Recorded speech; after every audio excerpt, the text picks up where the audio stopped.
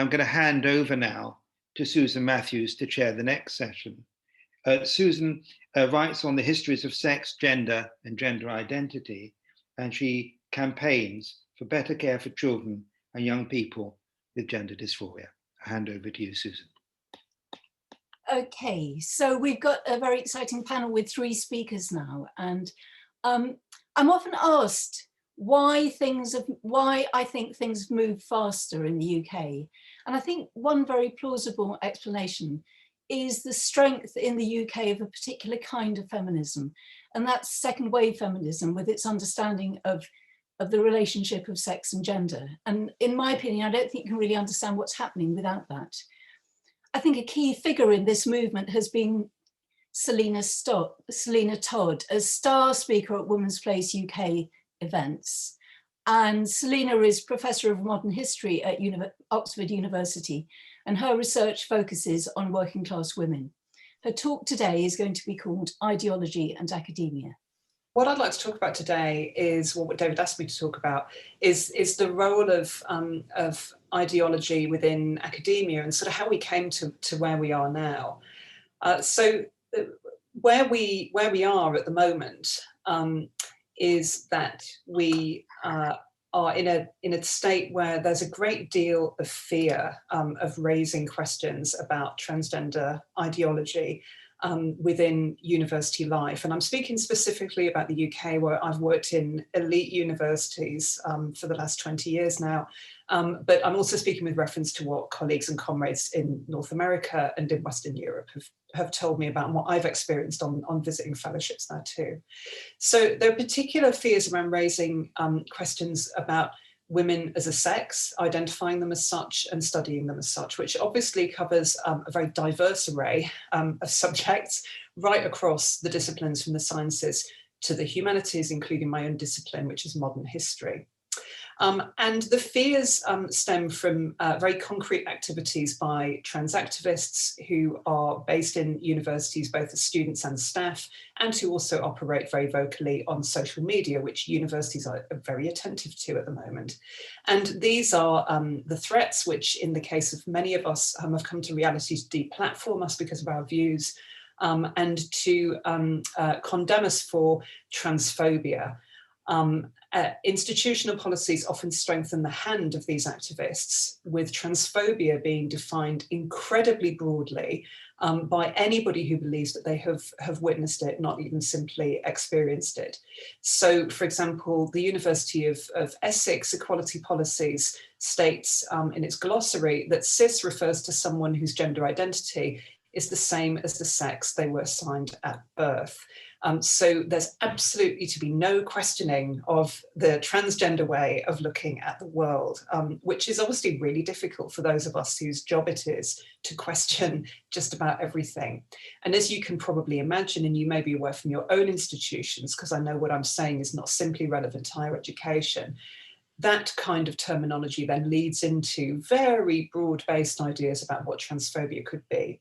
In my own discipline, history, one of the big contentious issues is any attempt to question the idea that transgender identity has not existed throughout time and space, or at least since colonialism, because as some of you may be aware, there's one school of thought which suggests that it was imperialism which imposed gender onto societies.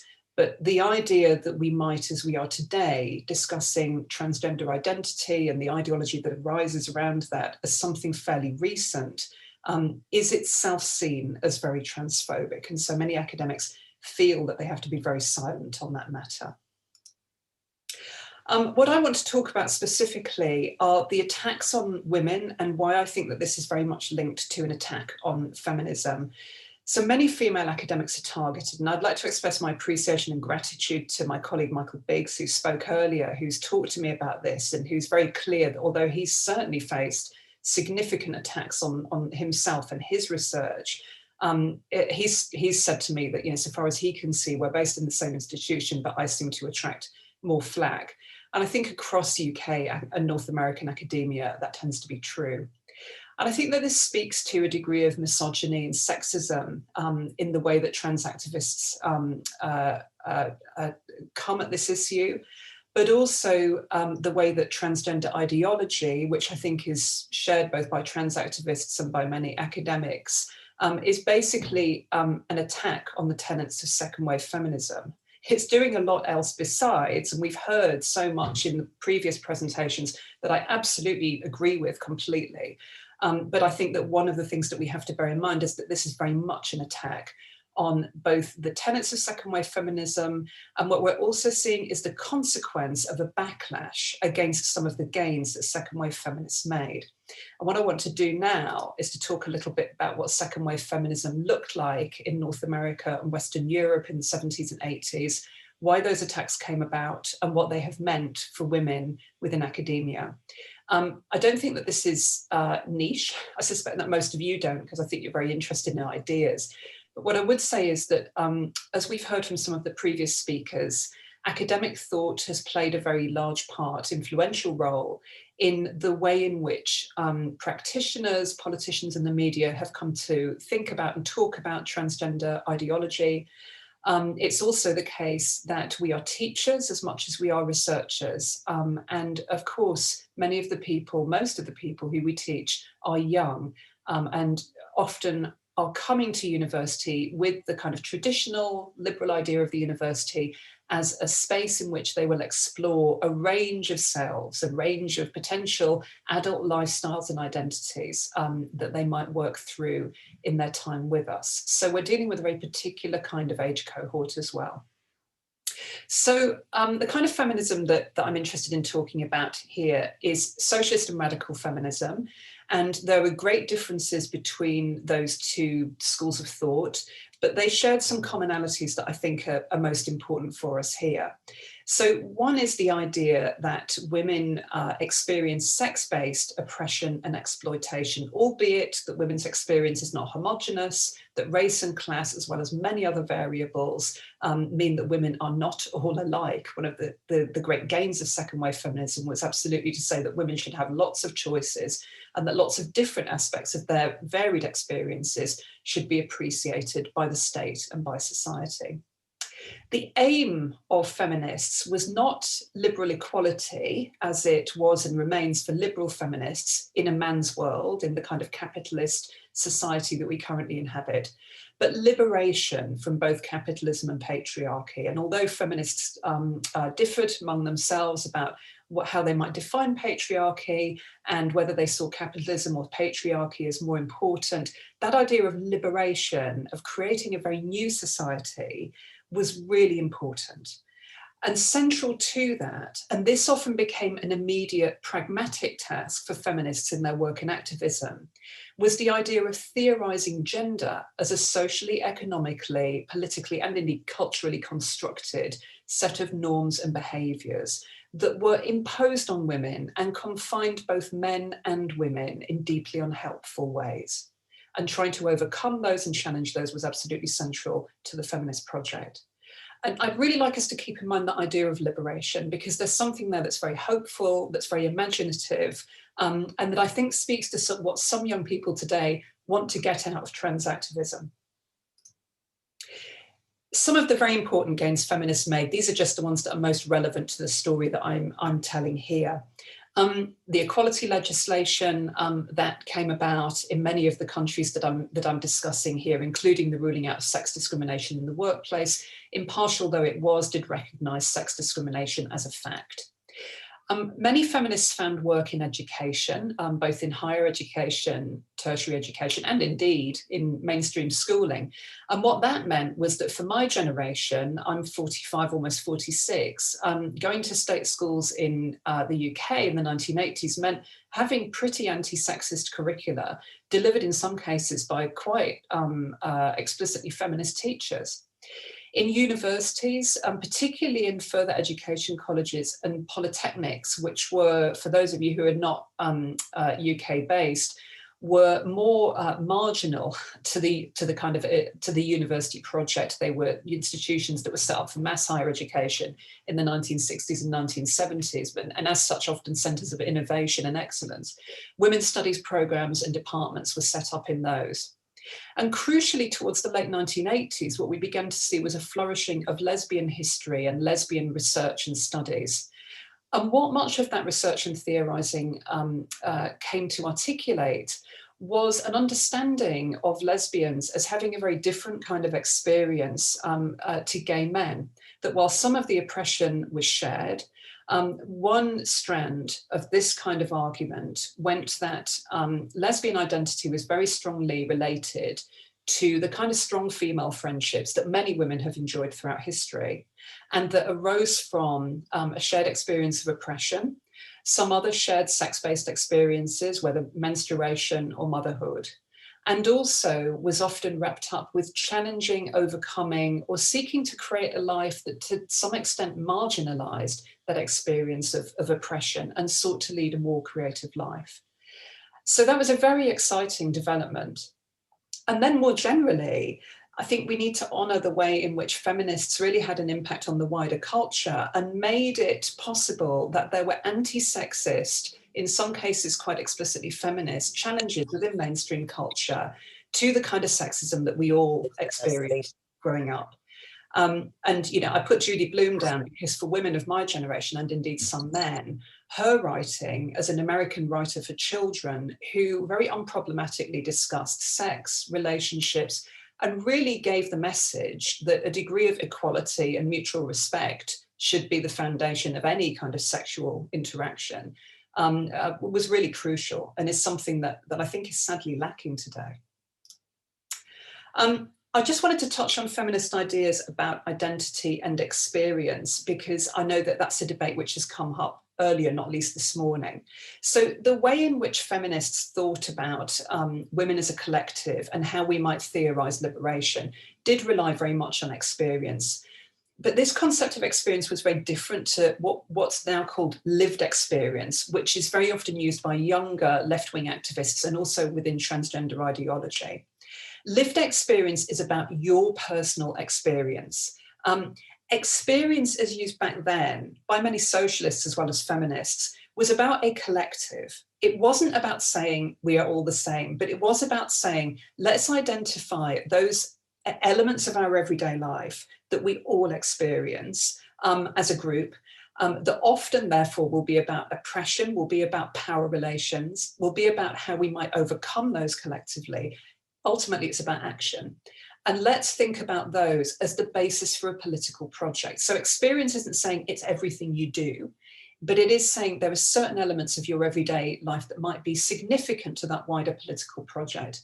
And this, I think, was put really well by June Jordan, a Black American feminist in the 1980s. And I won't read this quote, but you know, I just love that first line. I'm not interested in struggle. I am interested in victory. What Jordan was critiquing there was what she saw as a strain of feminist thought that did really reify identity above experience. And, you know, as you see here, you know, she was quite concerned about that, and so were many other feminists. And that's important to bear in mind, because there was definitely a strand of feminist thought and practice that did lead into gender ideology when it came along in the late 1980s, 1990s. But as we see, there were plenty of ideas that suggested that feminism should be about far more than simply identity, whether personalized or group. So what did I mean by the attacks on feminism, which I'm dating as a historian? Obviously, I love dates and chronology, to the 1990s onwards. Well, in 1989, as we're all aware, the Berlin Wall fell. And within universities, that had a major impact because most academics were left-leaning. And many of them were absolutely shattered by this, not that they'd been Stalinists or even great fans of what happened in Eastern Europe, but the utter capitulation to free market capitalism made many of them lose hope. And at a time when labour movements across the Western world had faced great defeats for over a decade by then, many of them began to think capitalism is all we've got, we can't get out of it. And I think that that's one of the reasons why gender theory, as articulated primarily by Judith Butler, really gained incredible purchase right across a range of academic disciplines in universities, including history, which at the time was very suspicious of theory.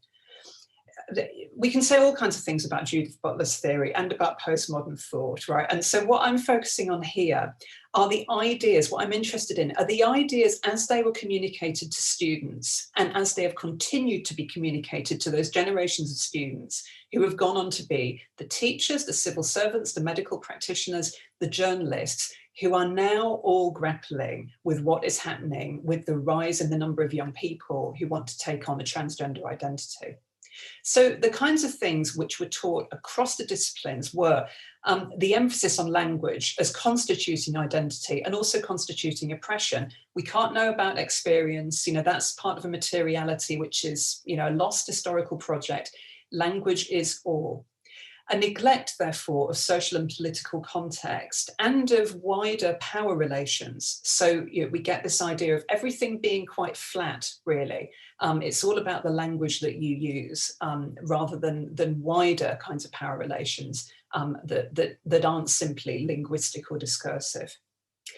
Experience was derided as a liberal and outdated construct to be destabilised because any kind of collective term, including experience, was part of an Enlightenment project which could be oppressive and essentialising, particularly to those people who had always been marginalised by the Enlightenment. Ergo, woman becomes in itself, in its very way, in the fact that it is constituted as a linguistic term, it becomes a way of oppressing a group of people by suggesting you are different and we can therefore identify you and treat you in a certain way. So liberation becomes breaking out of these categories or messing them up, queering them, insisting on fluidity between them. So there were huge implications for feminism and for feminist thought, both within and beyond universities, from all of this. It's the case that socialism and class analysis was also challenged by these kinds of postmodern ideas, but particularly in Europe, socialist and class analysis never really went away, partly because socialist and Labour scholars had been able to find quite permanent niches in universities by the early 1990s and were able to continue to do so. But women, and particularly feminist scholars, had always inhabited more precarious parts of universities and had only really very recently been able to set up things like women's studies departments. They were often on temporary contracts, they were often working part-time, they were in a very precarious position. By the end of the 1990s, sex had been replaced by gender in academic writing and teaching, and studies of identity were replacing studies of movements. Though, it always has to be remembered, the reification of identity never included lesbians. So they were just absolutely erased, really, from academic study. And all of that flourishing at the end of the 1980s and thinking about who lesbians were, what lesbian past might look like, that just all disappeared, more or less, chiefly more. So why the attack on feminism and why was it so successful? Well, I've mentioned feminist precarity, also public spending cuts and programs that were seen as controversial or perhaps never attracted that many students, like women's studies programs, were in the firing line for those. In a competitive job market too, it's always the case that men often elbow women out. I've recently been researching social mobility. My husband he's my PR man. He's got my new book just placed behind me here, which is a history of social mobility. And you see it, throughout, particularly in academia, the rise of sociology after the Second World War is very much about men going into social policy departments and elbowing the women out who'd set up those departments and creating a space for themselves. When there isn't very much room at the top, it's often women who are very vulnerable. Sometimes that's done instrumentally, sometimes not. A male academic I know who's been very supportive of women shared with me his story of questioning the woman in his department who ran a women's studies program on why it couldn't become gender studies. For the best possible motive, he thought he'd be able to contribute to it that way and theorise masculinity and therefore theorise male violence. It all sounds very reasonable. Except that when we're studying, say, working class people, we don't say, oh, hang on, before we do that, we better go and study the upper class and see what they were up to, which is the whole rationale of gender studies, really. Oh, well, we better study what men were doing first in order to understand why women were so oppressed. It's a little disingenuous, particularly when resources are limited. Many feminist scholars were faced with a choice: align with the older men who'd always opposed their presence in universities, or become gender theorists with younger men who often were very progressive and well-meaning. Some also very much wholeheartedly embraced identity politics, which fitted very well with a kind of form of liberal feminism that worked in an increasingly managerialist academia. But I also think that the attack on feminism was so vehement because sex is so material, it's biological, that it presented a threat to postmodern thought that class, which in the end is not biological and can more easily be morphed into a kind of cultural way of thinking about identity as opposed to experience, does not. And I think that that was very fundamental. So that's a kind of past. What's happened more recently? As I've just alluded to, and as David said more brilliantly than I can this morning, identity politics poses no threat to neoliberalism. So it's carried on merrily and fitted very well with the increasingly strong emphasis on diversity and inclusion rather than equality that's existed in early 21st century education and politics, and which is personified par excellence by the work of Stonewall and Athena Swan, in the UK. Athena Swan is a body which offers a gender equality charter to universities. You can also, as a university, become a Stonewall champion. And these are ways of showing that as an institution, you may be charging students crippling tuition fees, you may be charging them rent, even in the middle of a pandemic when they cannot live in their accommodation, but my God, you're progressive. So that's really the kind of background of how identity politics has grown. Shireen Benjamin asked a really interesting question this morning about why it is that, you know, students who are increasingly left-wing in their activism and their vocabulary are interested in transgender ideology. The early 2010s, not just in Britain, but across North America and Western Europe, saw an increasing left-wing activism around inequalities in political and economic power. And yet by 2020, it's given way, particularly at student level, to identity politics and the focus on trans rights in particular. I think, yeah, I'm still thinking this through, but I think some of the causes of that were the absolute draconian defeat of the 2010 student protests and the similar protests that happened in North America and elsewhere that were met with a huge amount of police brutality. I mean, we cannot underestimate the defeat that some of this generation felt and experienced very viscerally. And then more recently, the defeat of some of the leftist challenges coming from Bernie Sanders and Jeremy Corbyn in mainstream politics. An older left-wing neglect of feminism was certainly present when older lefties started to come out of the woodwork in the 2010s again. And I think the loss of things like localised media in North America and in the UK meant that there was a lack of localised arenas for debate and growth of some new ideas around bread and butter issues that could make some of the theorising quite abstract, particularly around economic inequality. And that's important because when we're thinking about students, we're dealing with an elite group. You know, in the UK, it's still only 1/3 of the age group who are going into higher education. Lived experience and identity politics is something everybody can get on board with and share personally. Class politics to many of these students is quite abstract, and it's difficult to get passionate about abstracts, I think. So following on from that, the lure of transgender ideology for students, where does it come from? Mentioned that they're an elite group, and I think as an elite group, they've been subject to rigid social conditioning with regards to gender roles, and many want to reject this.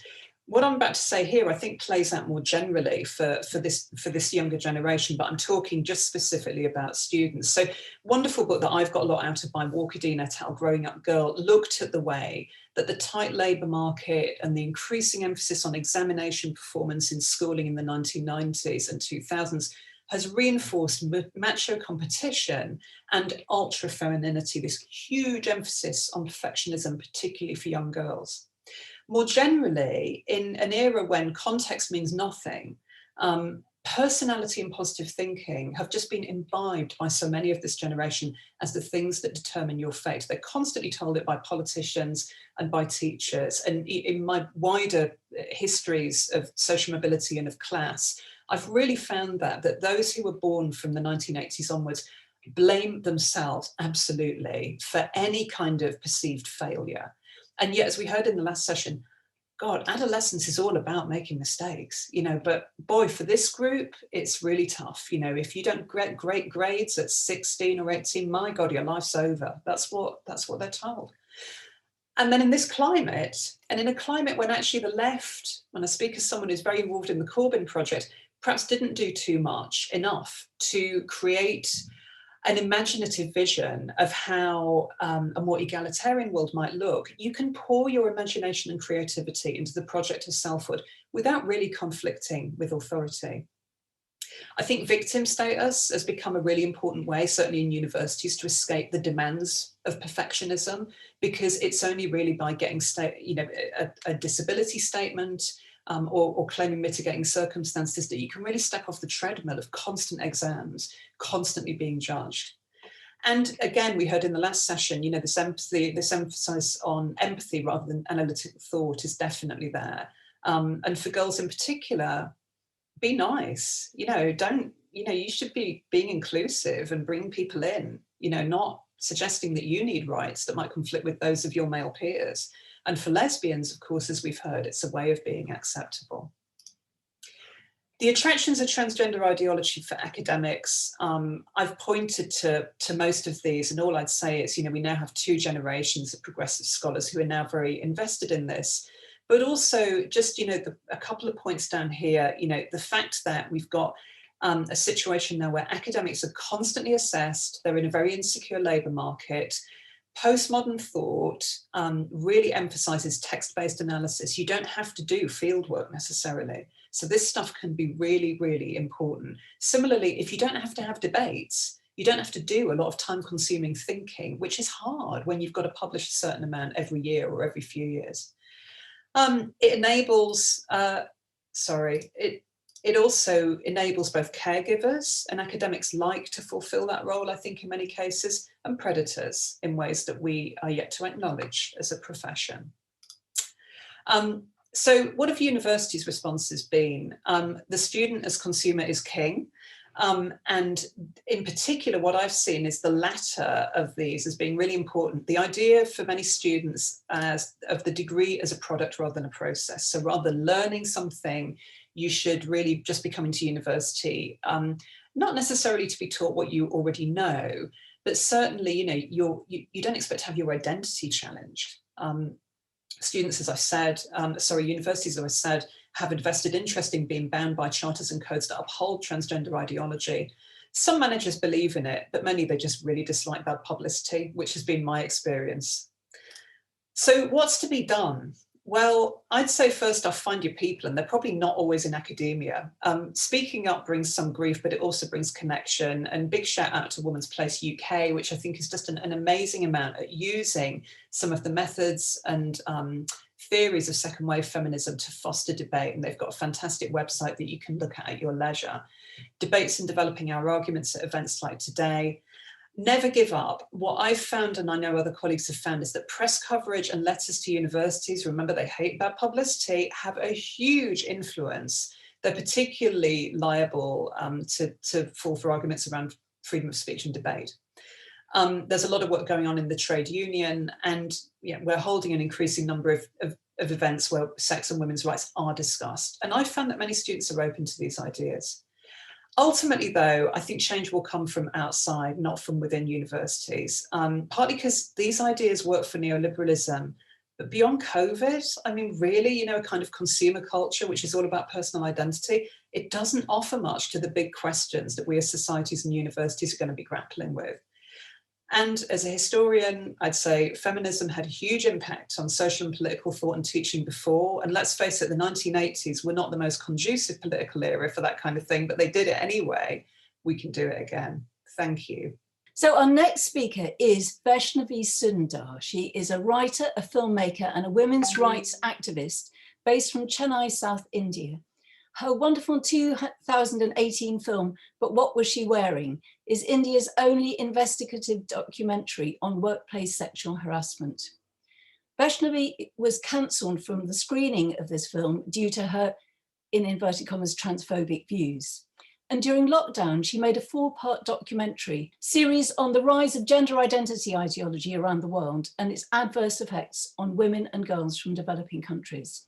Her talk today is called Transgender and the Erosion of Women's Rights, a Perspective from India. Thank you so very much. It is such a pleasure to be here, and also an extreme amount of pressure to be speaking after this fantastic lineup of speakers. I'm kind of having my heart in my throat right now, but I'm going to try and do my best. About the title of the film, I will come back to it. But before that, I just want to go back just a few months. Late 2019 and early 2020 was such an odd time of my life. And up until then, I wouldn't have even imagined that I would have something to do with the fight for women's rights against gender identity ideology in India. And this happened because as I had made this documentary on sexual harassment in workplace, it's supposed to be the only film that was made in India, was cancelled by this organization called the Polis Project, which is a self-proclaimed grassroots organization based in India as well as in New York. The film was supposed to be screened in New York. Just about a week before the screening, I got an email saying that the screening has been cancelled. Ever since then, I kind of got interested in what's going on in India with regards to transgenderism. Up until then, I was also, one of the liberal feminists was thinking, well, it's your choice, do what you want. But I didn't really understand the extent to which this had also gotten hold of Indian girls and women. While I was getting cancelled, what it did to me was it sort of took a load off my chest. Right now, I could speak more freely about my thoughts. I could speak more freely about my views on transgenderism as to why I think biological sex is not the same as gender, and I don't believe that men should have access to women's toilets and shelters and so on, or we don't even have enough shelters in India to begin with.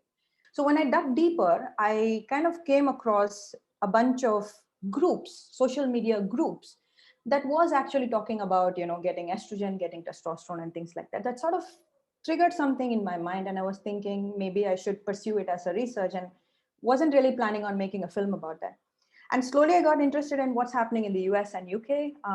The steep rise in the number of girls that were opting for hormone blockers and surgeries was alarming and scary at the same time. And I was seeing that India had the potential of getting there in about 5 to 8 years. And it really disturbed me, and I wanted to see if I can do something about it. For this conference, I am going to show you some parts of the film, so you get a sense of what's going on in India. It's better that I show you visually. The first one that I'm about to show you will give you a sense of how deep-rooted the gender identity ideology is in India. Many years ago, I quit my well-paying globe-trotting job because I got sick of it. I couldn't even force myself to enjoy it, knowing I had to work in an utterly misogynistic environment. My former colleagues spoke without challenge of male brains and female brains, women's role in society, the scientific reason behind a woman's subordinate position to that of a man. Any occasional opposing view would be shot down, trolled, and silenced. The thought of running this man-made rat race riddled me with depression. I resolved to choose my conscience over capital. I have since been making films, writing, and engaging in women's rights activism with several grassroots organizations all over the world. I have never felt tempted to go back to a 9-to-5 routine, even when I know the life it can afford me. Like most women, I followed the choice model of liberal feminism in my initial days of activism. But soon I found it to be contrary to women's rights, and that liberal feminism was making oppression seem like empowerment. Once I saw its flaws, the online abuse and cancel culture that many women faced made a lot of sense. There was an active mob of people seeking to abuse those women who renounced liberal feminism and stood up for women's true liberation.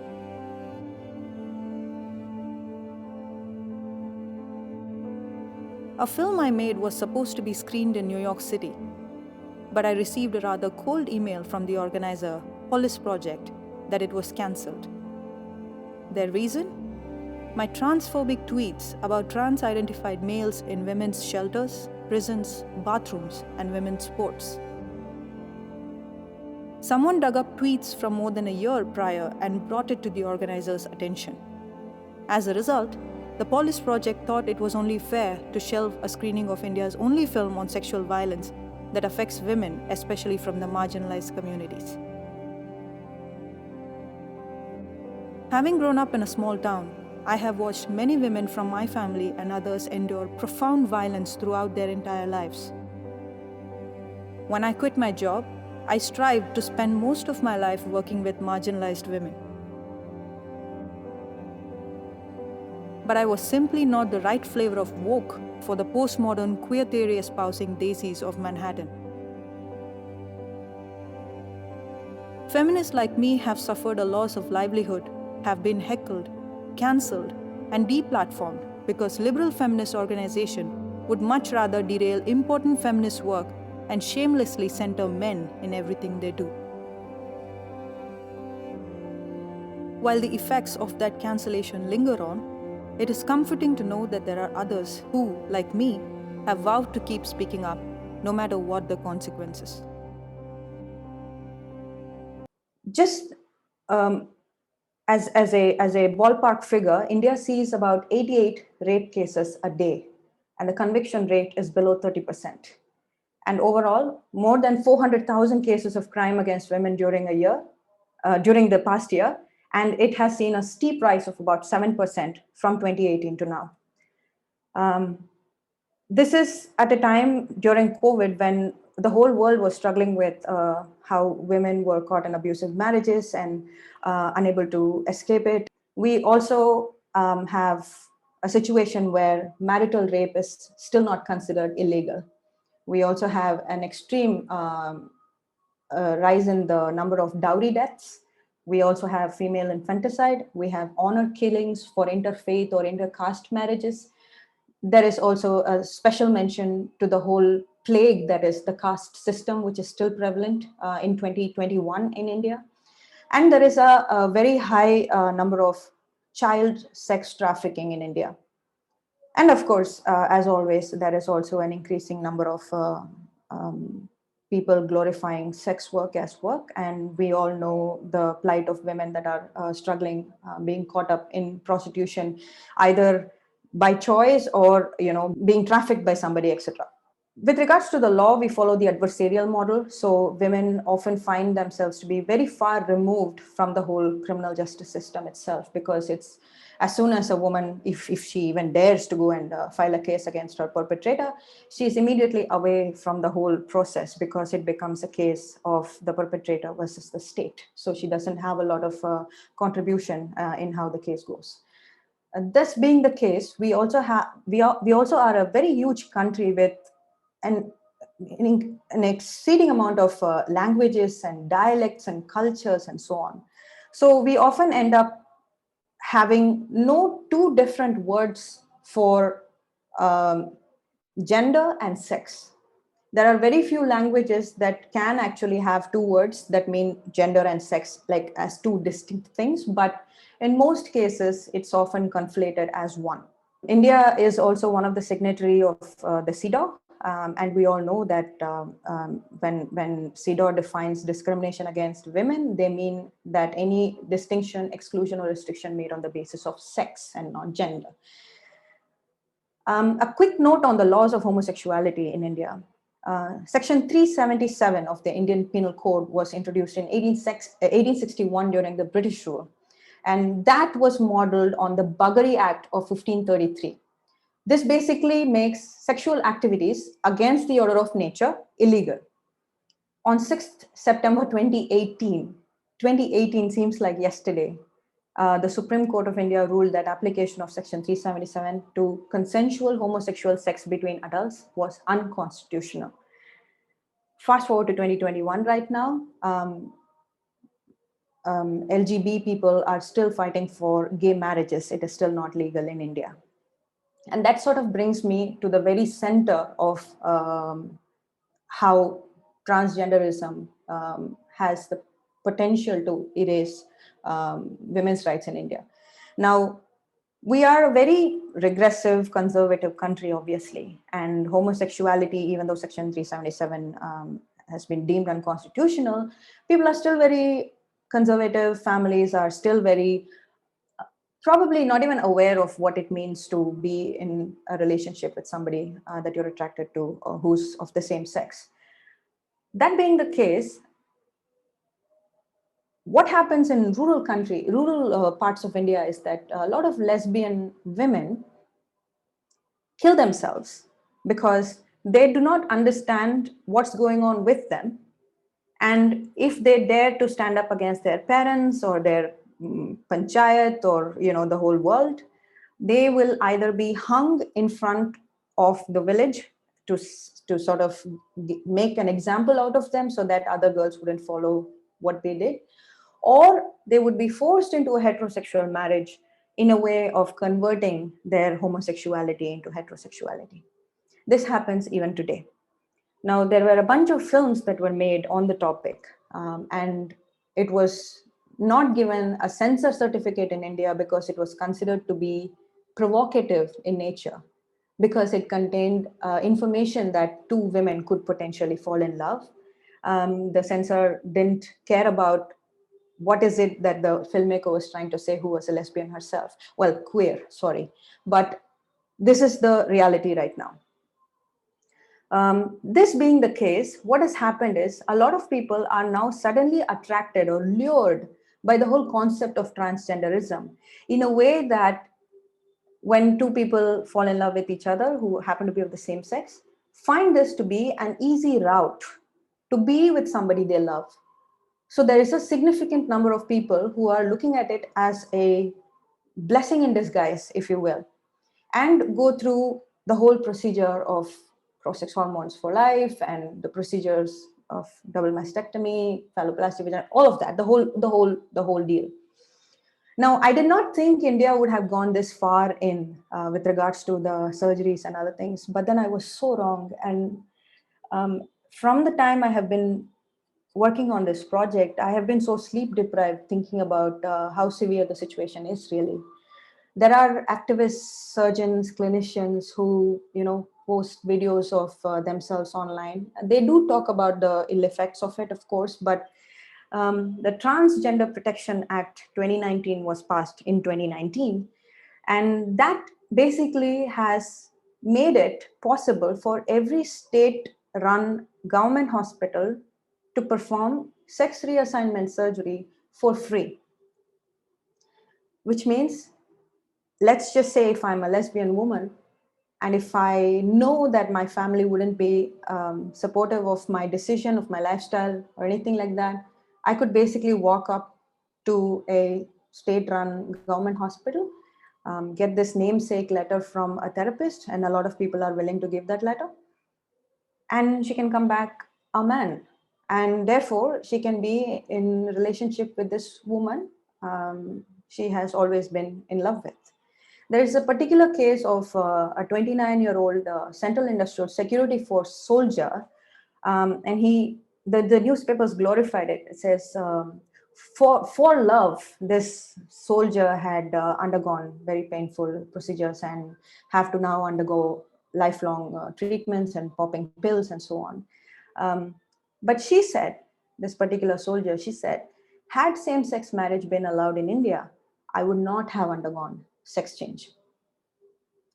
Now, to convince her bosses, because this is combat and she has to convince them that she is masculine enough, her organization had a field day by making her, put her through multiple medical tests and tough physical exercises that are reserved for male staff.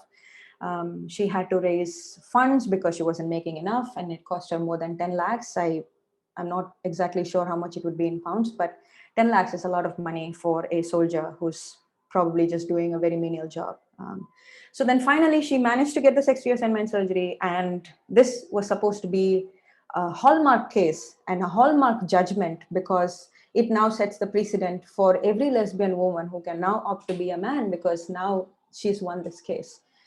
In August 2020, a small group of women, myself included, responded to a call for public comments to transgender persons protection rules of 2020. There was a very ambiguous announcement that public can express their views about it and share concerns if they had any.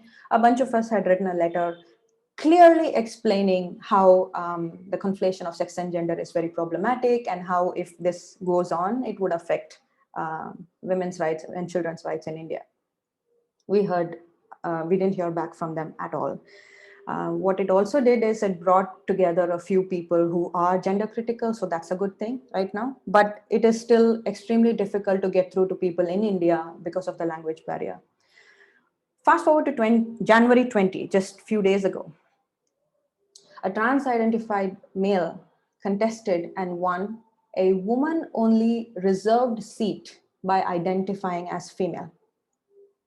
Now, for those who don't know, in India, there's a proxy system where husbands, fathers, brothers often make the woman in their family to contest in that particular position, so they can use her as a puppet, but at home, the men do the politics. Now, this woman-only seat is not an ongoing thing. It sort of changes from constituency to constituency during every period of election, depending on how many women there are or what concerns the people from that constituency have and things like that. Now, it's a very rare thing. So powerful men just position their wives or mothers or sister-in-laws or somebody and win the election. But they do the politics, and all the politics that they do are obviously not going to be for women.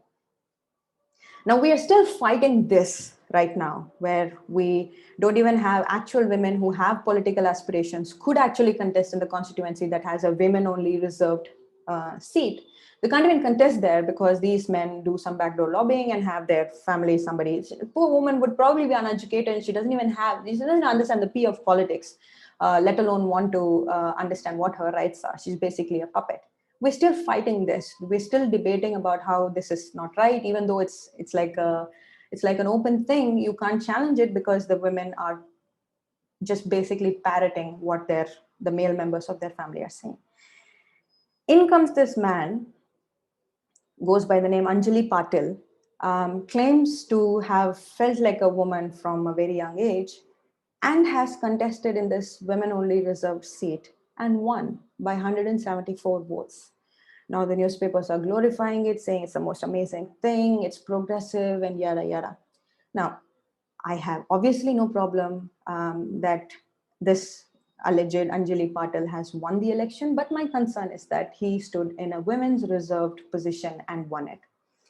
Not a lot of newspapers or media organizations were critical about it, because up until then, the Transgender Protection Rights 2019, what it defined as self-ID wasn't that you can self-ID as the opposite sex.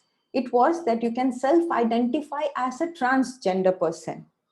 That is what it had meant when it was, when it was announced, and later how the media had written about it, explained it, and things like that. But then now this has sort of given them a foot in the door. This would potentially mean that they would then have access to all other female-only spaces, biologically female-only spaces too. And it is terrifying because this happened just last week. Also on the 9th Jan of 2019, that's about 2 years ago, the Congress, Indian National Congress, every political party has a female wing, just like it is in rest of the world. There's a female wing which sort of focuses on the issues that women face and what they can do about it. For redressal, you can contact them and so on and so forth. 2019 January, the Congress appointed this trans-identified male who goes by the name Apsara Reddy, originally Ajay Reddy, as the General Secretary of the Female Congress, of the Mahila Congress.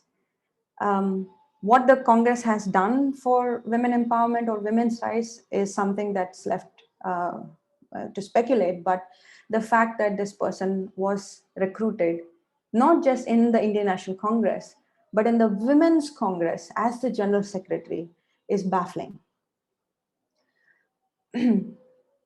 Also, this is very important. And again, many media organizations didn't cover it at all. 2019, December, Delhi High Commission, High Court, dismissed a plea of a man claiming to be a woman who wanted a molestation case quashed, as he claimed that he and the victim are sisters because he's identifying as female. Now, let me just paint a picture for you. The FIR was lodged in 2016, about almost 3 years ago. And both the accused and the woman worked in the same company in UP, and he molested her while they were away in some office party. Not important. But the woman decided to file a case against him. And at the court hearing, perhaps everybody is sort of riding on this queer tide and decided that this man will appeal his case and claim that he is not guilty by saying that he is in fact a woman. Therefore, he couldn't have potentially molested this girl because he himself is a female.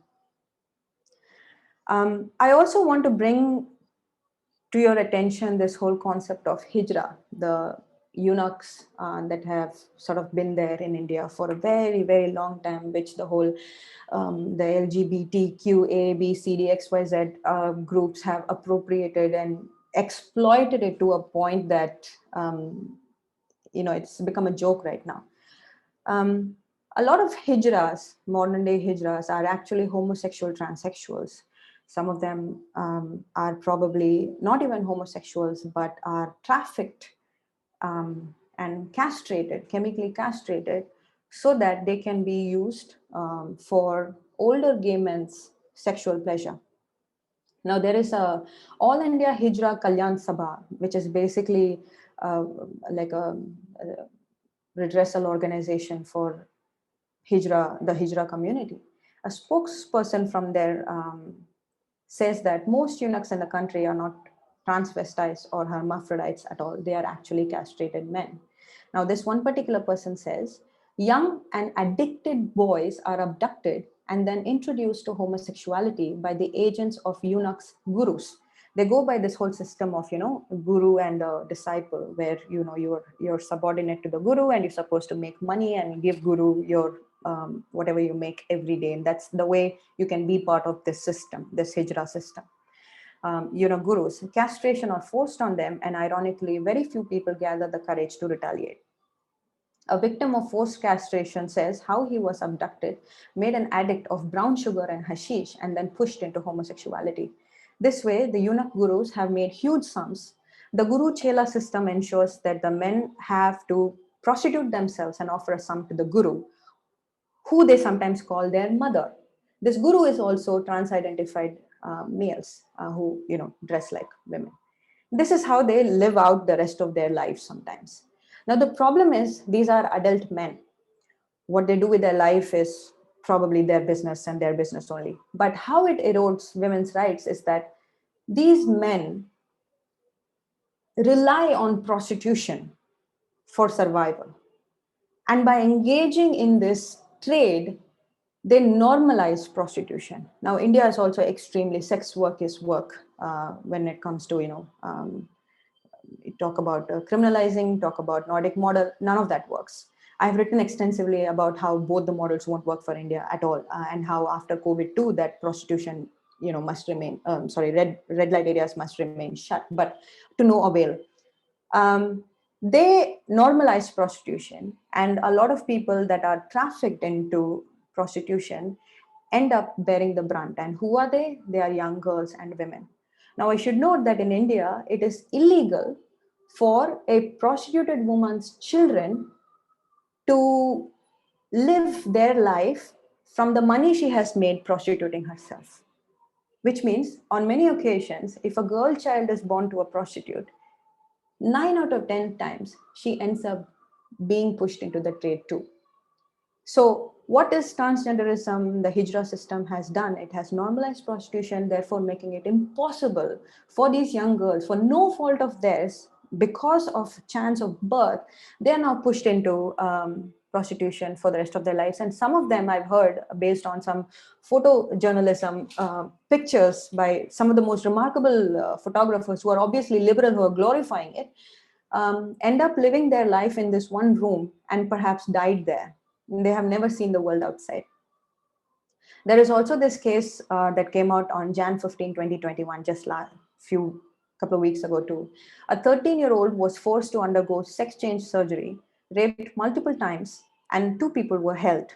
Now, the accused repeatedly abused the boy and forced him to beg at traffic signals as a transgender, according to the Delhi Commission of Women. Now, with this being the case, and these people who don't exactly understand what the history of hijras or the eunuchs or the Aravanis, as they have different names, without understanding what's going on over here, it is, I think, extremely problematic for the West to just basically take this whole hijra as some form of validation that transgenderism has existed for many, many decades. And it is not a modern day postmodern queer theory nonsense that is causing this, but apparently it has existed from a very long time. And I think it is a huge concern for Indian women and girls. One of the reasons why, this is very, very important. I'm empathetic to why the liberals are behaving this way, especially women. One of the reasons why they behave this way and they're pro-gender identity is because many of these eunuchs come from poverty. Now, poverty and or belonging to a lower caste. Now, as I mentioned before, caste system is like a huge, huge, huge epidemic in India. And some of the most abhorrent practices are still continuing to this day in rural parts of India, where some women can't even be seen in front of the upper caste males, and they are basically at the disposal of them. They could rape them, they could murder them. And during the COVID, as I'm sure you would have heard, in UP, there was a steep rise in the number of Dalit girls that were raped. And in one particular case, astonishingly, the police burnt the body because they know, and the media knew, that the people that raped this Dalit girl were actually upper caste men. And they wanted to basically bury the case because they didn't want the ruling government to have any issue during the upcoming election. So they burnt the woman. This is the situation right now. And the fact that these trans-identified males, who are now the hijras, would potentially be from a lower caste is sort of causing the upper caste women, the upper class women, to have a sort of a soft corner for them, because they come from poverty and they understand that it's not an easy life for them. So they're thinking, well, it's sad that this particular woman has to prostitute herself or beg, but what else will she do? So I am in support of them. I don't want to do anything that would, erode their rights. Therefore, I will support anything that basically upholds this whole industry of transgenderism. There are also an extremely high number of AGPs, autogynephile men in India, who use social media to, communicate with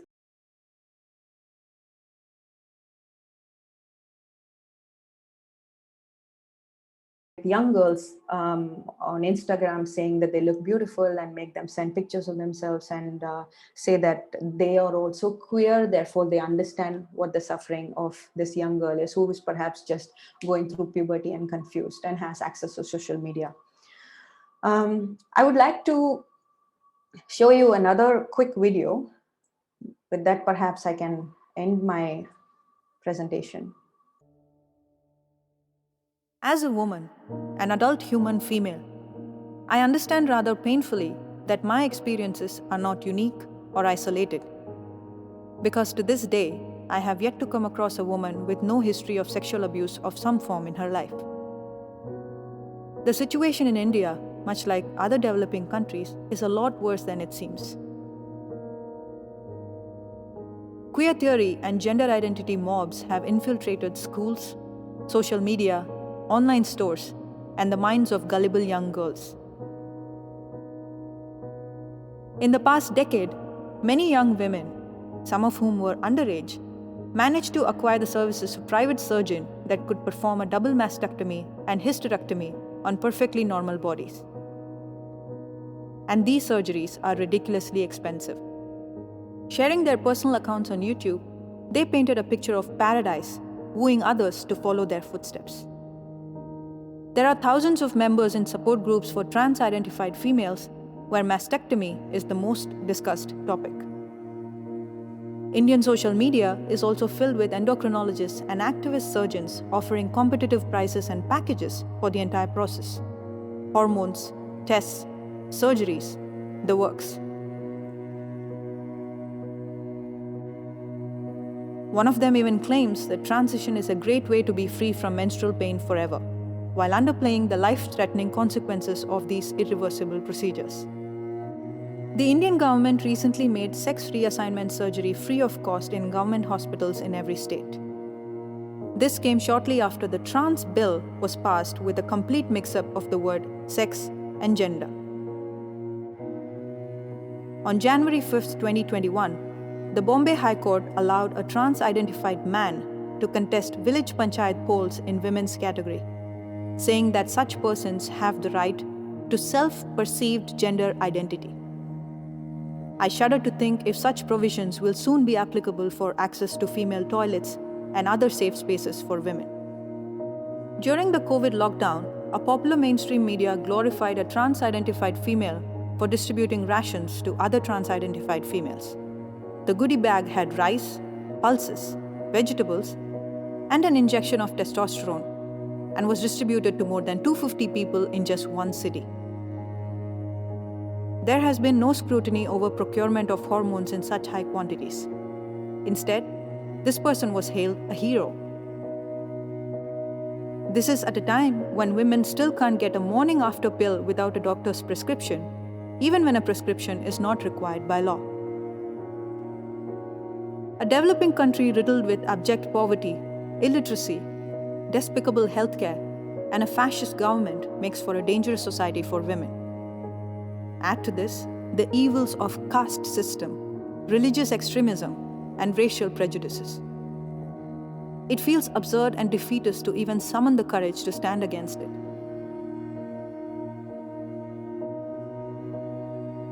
I'm thankful that when I wanted to cut my breasts off, such practices were unheard of in my town. But I worry about the future we are leaving behind for our children, especially girls in developing countries.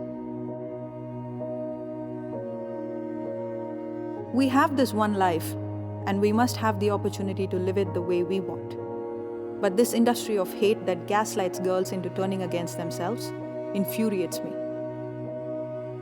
The thought of an entire generation of kids turning around and asking us, "Where the hell were you? Why didn't you do anything?" keeps me up at night. So I want this film to offer a perspective that the genderists are actively trying to conceal. A perspective that is not phobic of anything, but one that puts women and girls above everything else. A perspective that encourages young girls to appreciate their bodies and that there are no alterations required. I have taught myself to be proud of my sex class against all odds. I derive my strength and determination from the achievements of other women around the world. There is so much to feel proud about being female. And if I could go back in time, I would hug my younger self and tell her exactly that. A lot of young girls, most of them homosexuals, and some of them like me, who had some form of dysphoria growing up because we grew up being unequal in even within the realms of our own homes and safe spaces, where if you had an older brother or a younger brother, you know that they are preferred over you, or you know that they are going to have a longer curfew, you cannot, and when men grope you or harass you, they're going to blame you for it, and things like that. I spent the last year making this film, and I'm hoping that this will create conversation in India, and hopefully soon after the COVID lockdown situation gets better, I also hope to speak to a lot of members of parliament over here in India, in my constituency, to sort of try and see if I can appeal to their sensibilities about, these are great women because they speak highly of women from the past, the socialist women, the second wave feminists from before, where they sacrificed their life so women could have voting rights, right to education, and things like that. I'm hoping that I can appeal to their sensibilities and say that this is actually causing a lot of harm than whatever it is doing in the veneer of progressiveness in India.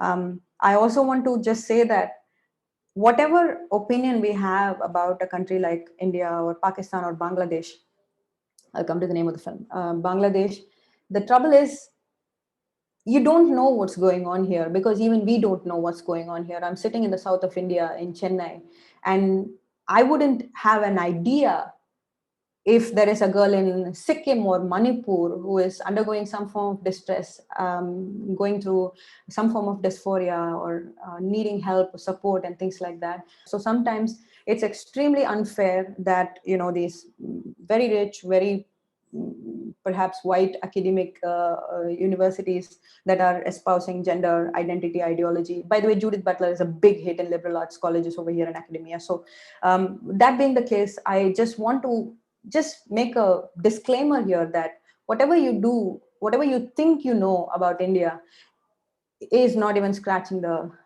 surface. So thank you very much for the opportunity.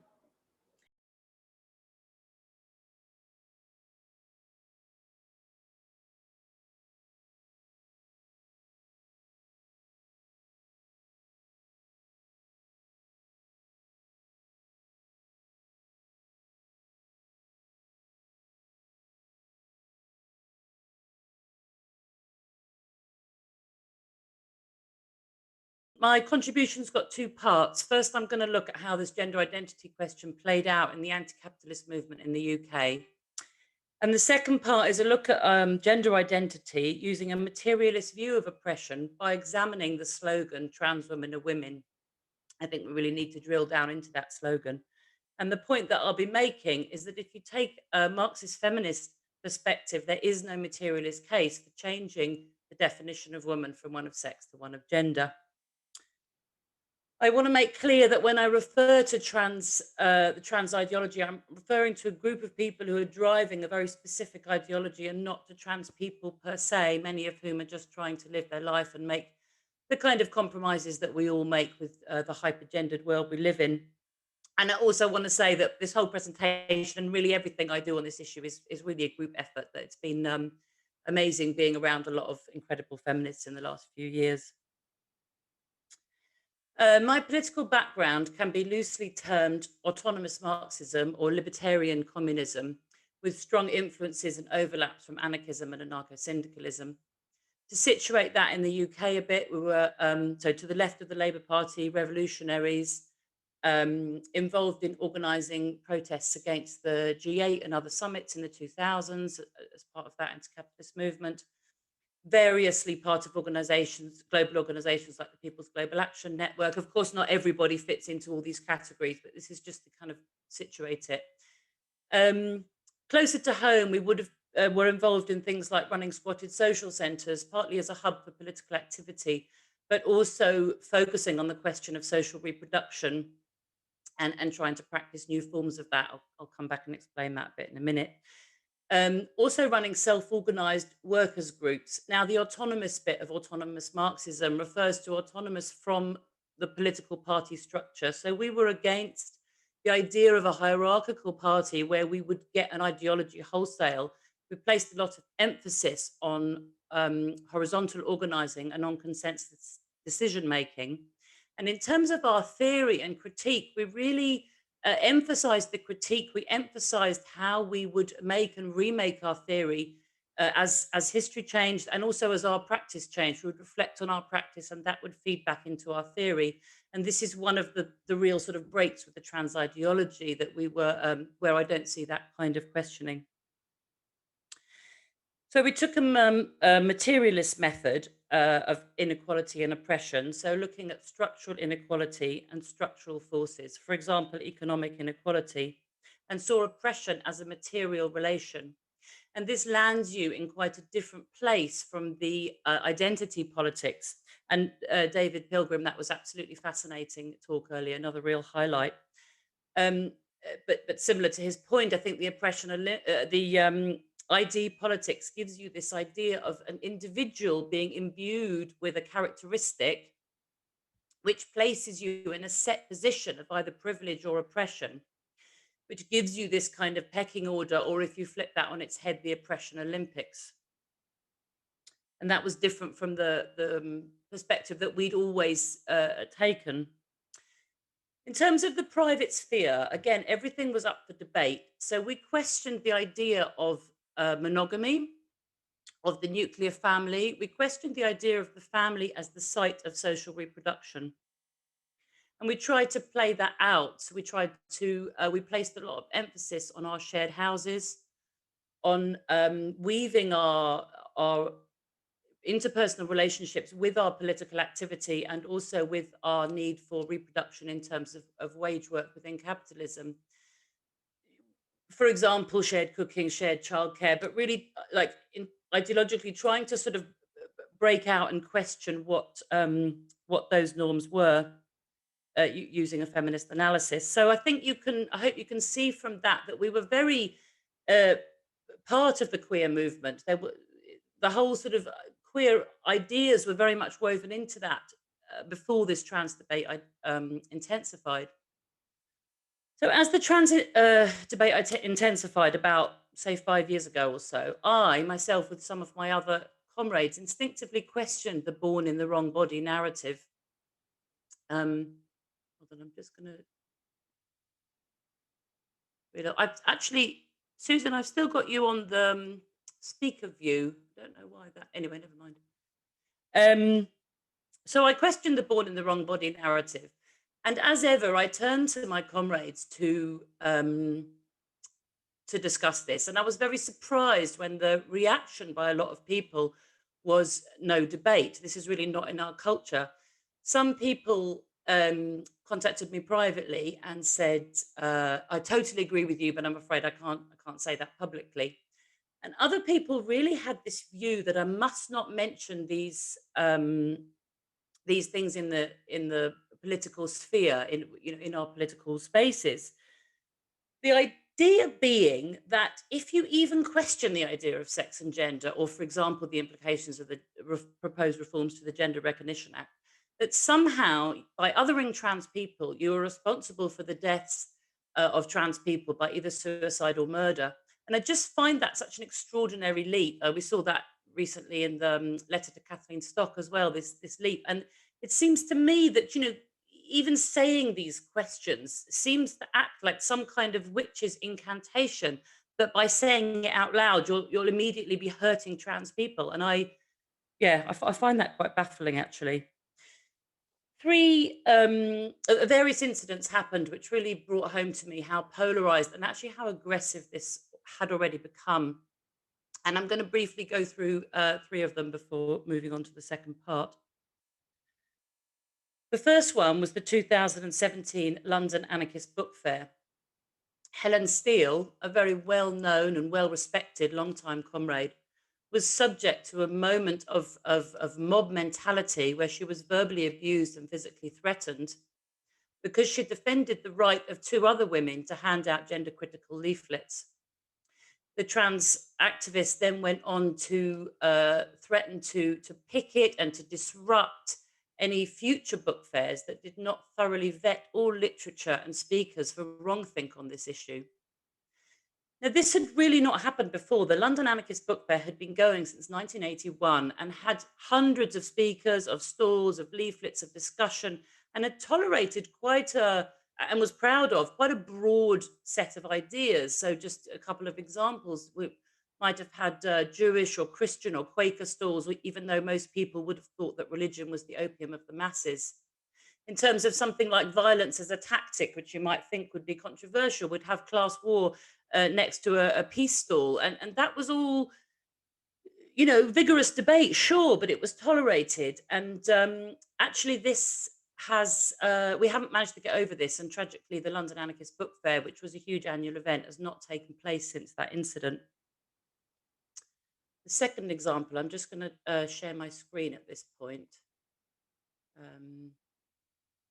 Is that working? Yeah. So my second example was the Women's Strike Assembly. So this was a feminist organisation that was doing a series of meetings and events around the UK. This one was in 2018. They were part of a larger, or sort of allied to a larger group called Plan C, which I'd been part of and been a founding member of. In 2018, as one of the meetings they were doing, they did one on trans women, fine. And one of the public speakers at this meeting had this on their public Facebook page. And myself and some others felt that this was really inappropriately violent and misogynistic language for a public speaker at a feminist event. But when we raised this question, this was the response, along with the claim that we shouldn't be silencing trans women's voices.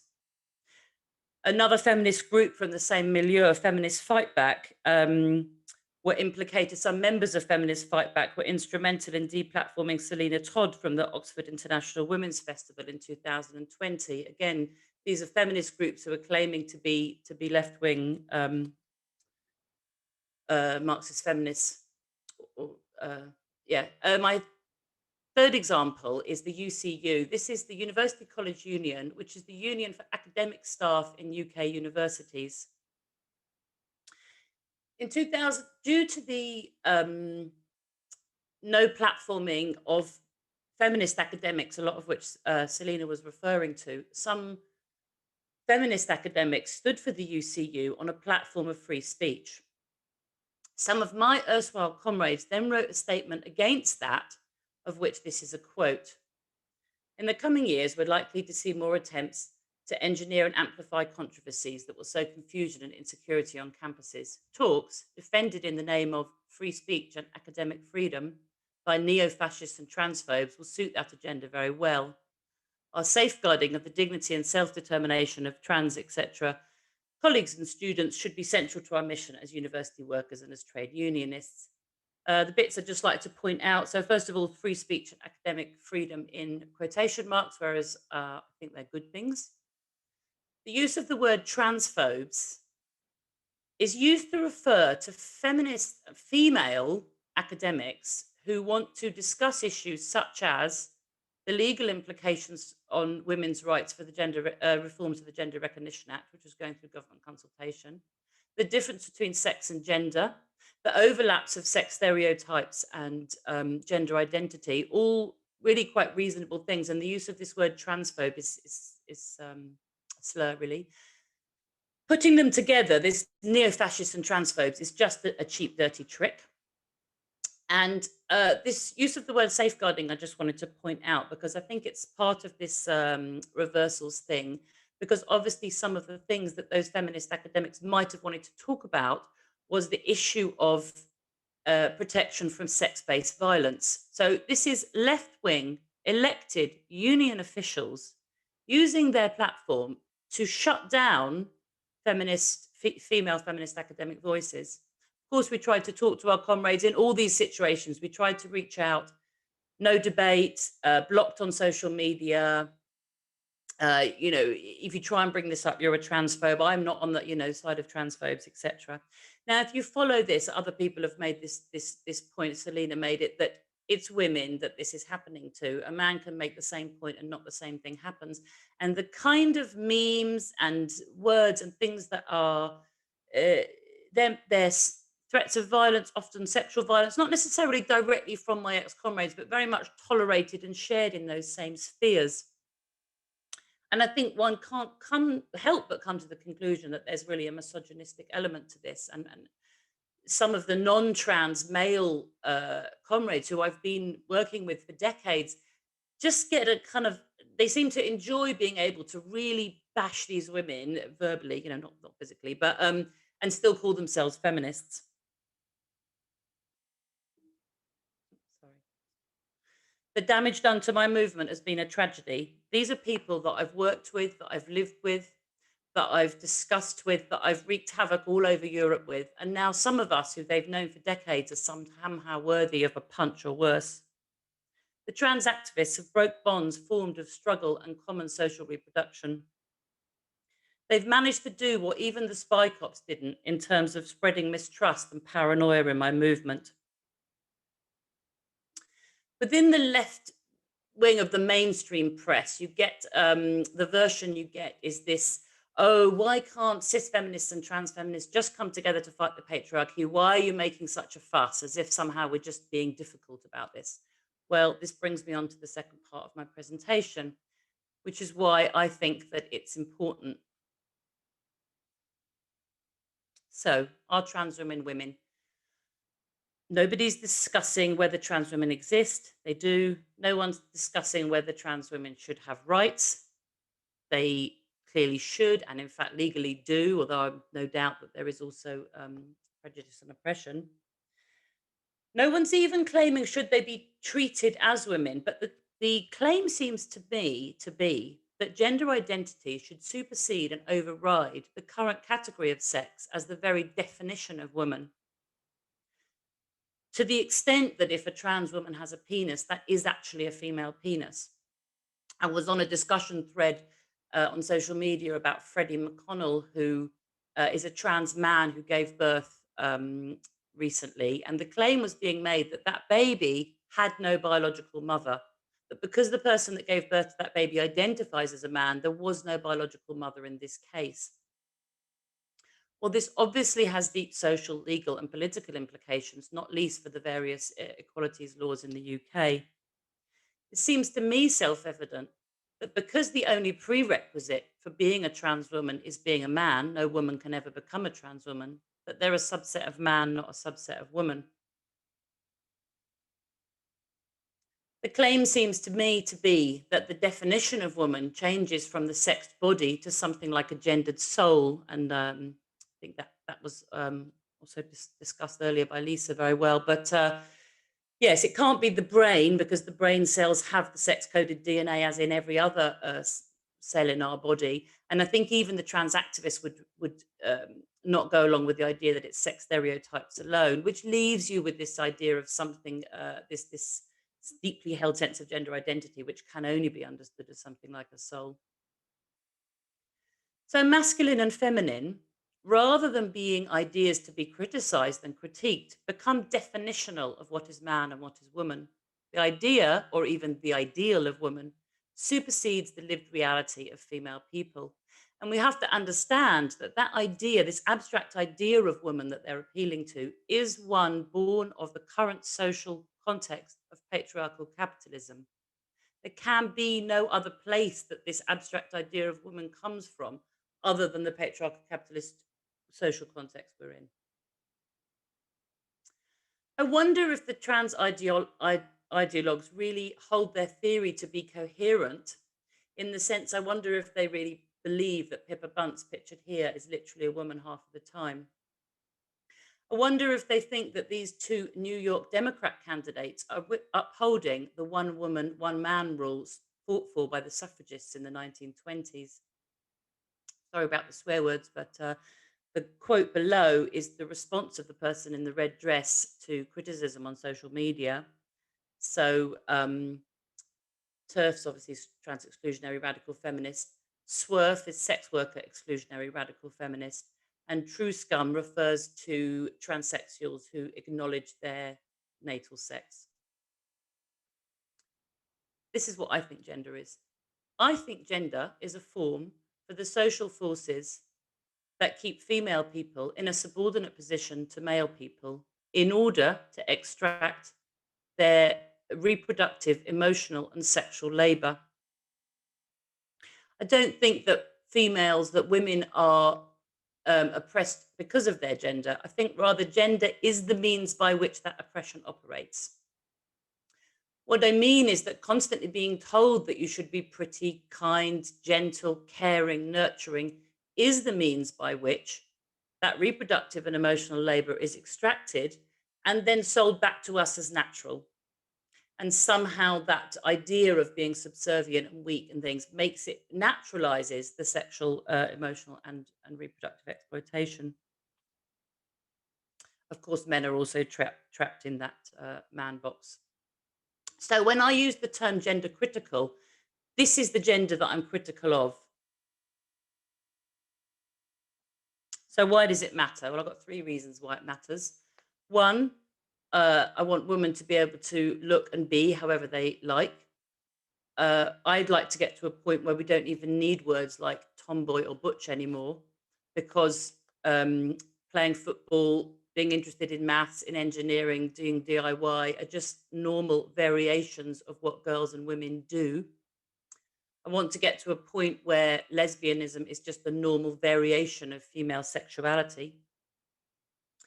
I think the sort of 70s liberal project of saying that girls can build Lego and wear jeans, and boys can be nurturing to their dolls. That's a 1970s Lego ad, and that's my son many years ago breastfeeding his doll. That project to me seems, at the moment, seems more radical and unfinished than the transgender umbrella idea, whereby you say that you uniquely don't fit the sex stereotypes, and that you can pick yourself an identity from this ever-increasing alphabet soup of identities, for example, non-binary, agender, gender fluid, etc. And that seems to be, that leaves the idea of the sex stereotypes unchallenged, really. And I think the gains made by those 70s feminists seem to be being clawed back. We seem to be going backwards. This is a great picture of Leanne at the Women's Place UK conference about this time last year, being wonderfully gender non-conforming and confrontational to the sex stereotypes with her lesbian, not queer t-shirt. And the people behind her are the trans activists picketing and protesting outside the event.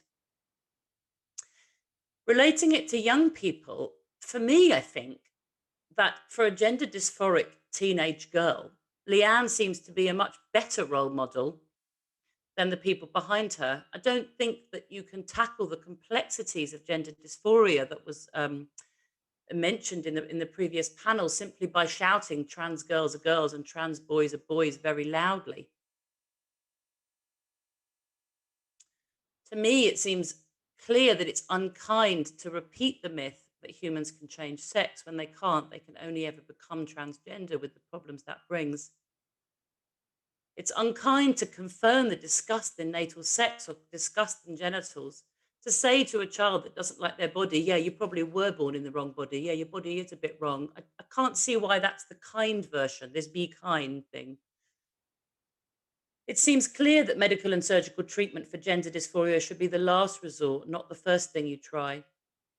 I think it's much more progressive and radical to be dismantling toxic masculinity to the extent that men's spaces are safe and welcoming places for gender non-conforming men and boys.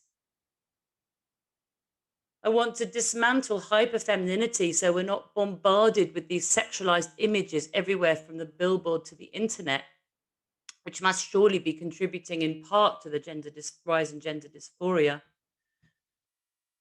I think the hyperfemininity and and this barrage of images contributes to somehow the levels of domestic violence and sexual abuse becoming almost like a wallpaper to our lives. The second reason we need that it matters is because I think we still need women's rights. I've got a similar list on the next panel to some of the stuff Selina was referring to, but I think the preconditions for needing those sex-based rights still exist. And I think that gets lost in a lot of the trans ideologues' thing about opening spaces to trans to males who are identifying as trans women. If we open up those spaces and change the definition of women, then it's not trans rights that we're discussing, but women's rights, because we're changing the definition of who is eligible for those women's rights that were fought for. Those are things, I agree with Selina that it's not the end goal, the kind of rights under liberal capitalism, but nevertheless, they are gains that have been fought for by generations of women. They're what we've managed to get by struggling and what we've claimed back for ourselves. And we're actually still having to defend those. And I think in terms of women's rights, there isn't a material reason to change from one of sex to one of gender. I think we're quite familiar with this list, so I won't go through it. But it seems to me that if you look at each point, there isn't a material case to be made for changing the definitions. The only one I want to comment on is this reproductive justice. So I think the reason why there's a lack of reproductive justice, lack of access to safe legal termination of pregnancy, there's still ongoing domestic violence, you still have death rates for women from childbearing conditions. That is because of sexism. That's because it's women who have babies. So until we don't have a situation where we've got, until we have reproductive justice, put it that way, I'm not ready to be talking about pregnant people, because I think it's important to be talking about pregnant women to emphasize why there's a problem there. So I think the tension, therefore, is not between trans rights and women's rights, but between trans women and women's rights.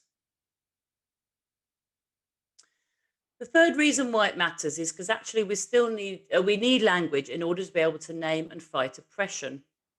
So we need the word woman to mean sex. We need the word sex to mean female women. And actually, I think we need the word gender to talk about the social structures and how that oppression operates. The basis and form of oppression defines the political category of the liberation movement. The Black rights movement is for people who experience racism. It's the racism that necessitates the movement, not the level of melatonin in your skin, for example, white people with a deep suntan. We need a class-based movement because of economic inequality. It's the economic inequality that and all the things that lack of political power that go with that, rather than what your grandma's job was or something like this cultural idea of class. We need a gay rights movement because of homophobia. If there was literally no homophobia, then it wouldn't really matter who you were sexually attracted to or had sexual relations with. And I think, really Vaishnavi's talk really illustrated this as well, that globally, the category of people that are experiencing that oppression is the sex category of woman, using a lay person's definition of woman. So if you look at female genital mutilation, child marriage, the levels of rape, women's access to land, resources, political power, these you can forget all that stuff about kind of chromosomes and all this stuff that's very trendy in the trans ideologues stuff. They like to talk about that. That's not the basis in which these real abuses are happening to women around the world. It's the female sex using a layperson's definition. So yeah, feminism is fighting the oppression of women as a sex by fighting through those gendered expectations. Now, I think trans people could fight discrimination on their own terms. If you look at the gains that have been made in other categories, the women did not win the right to vote by claiming to be men. Gay marriage was not won by gay people claiming to be straight. The legal gains that Black people have made in civil rights campaigns, for example, the end of the Jim Crow laws in the United States, or even the end of apartheid, were not gained by Black people claiming to be white.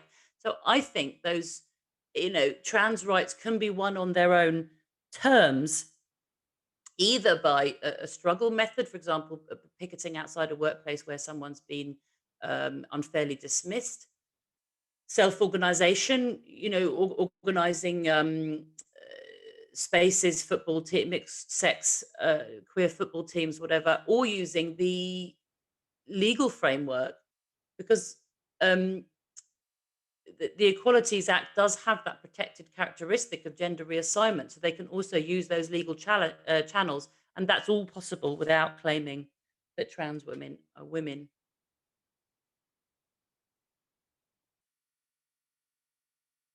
So to conclude, possibly my comrades do feel that they're reaching out for a better way of being, but all I can see is the entrenchment of sex stereotypes as becoming definitional of who is man and who is woman. I don't see a material reason for the proposed change of category from one of sex to one of gender. And I don't understand why large parts of the anti-capitalist movement have abandoned a materialist analysis of sex inequality. I can understand Twitter and Google being on the side of the patriarchy, but I can't understand and I can't forgive my comrades. I wonder if they've changed their minds on a basic feminist analysis of gender as a tool of patriarchy, because I haven't.